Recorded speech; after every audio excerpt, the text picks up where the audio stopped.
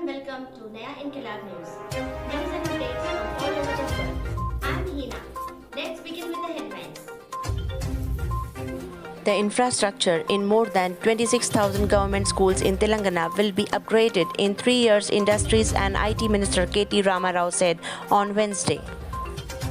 The Telangana Rashtra Samiti (TRS) on Wednesday gave a notice for moving a privilege motion in the Lok Sabha against Union Minister of State for Tribal Affairs Bishweshwar Tudu for misleading the House while answering a question on Telangana's proposal for increasing the quantum of reservation to scheduled tribes (STs). The relentless rise of daily infections during the Delta variant-driven COVID second wave forced several states in governments in the country to launch containment strategies that were focused on early detection and isolation of COVID infections.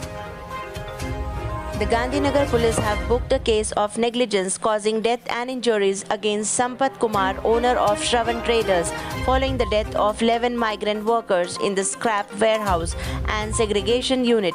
He was taken into custody.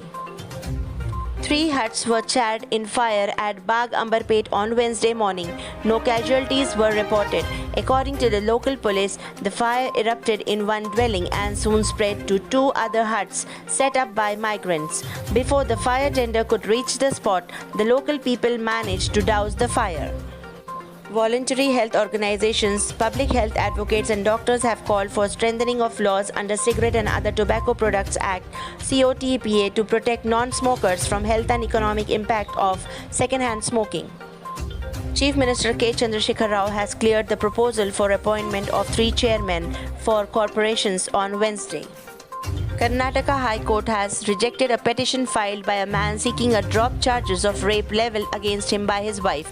Institution of marriage cannot confer, and in my considered view, should not be construed to confer any special male privilege or a license for unleashing of a brutal beast, Justice M. Nagaprasanna observed.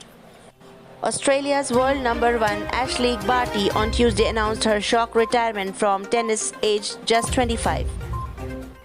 Petrol and diesel prices were hiked by 80 paise per litre for the second consecutive day across the country on Wednesday. Petrol and diesel prices were increased by 80 paise a litre in the national capital.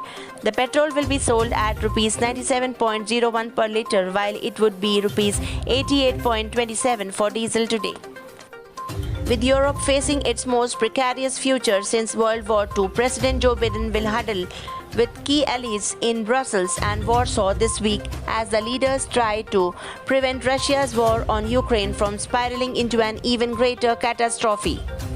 Afghanistan's Taliban rulers decided against opening schools to girls above the 6th grade, reneging on a previous promise and opting to appease their hardline base at the expense of further alienating the international community.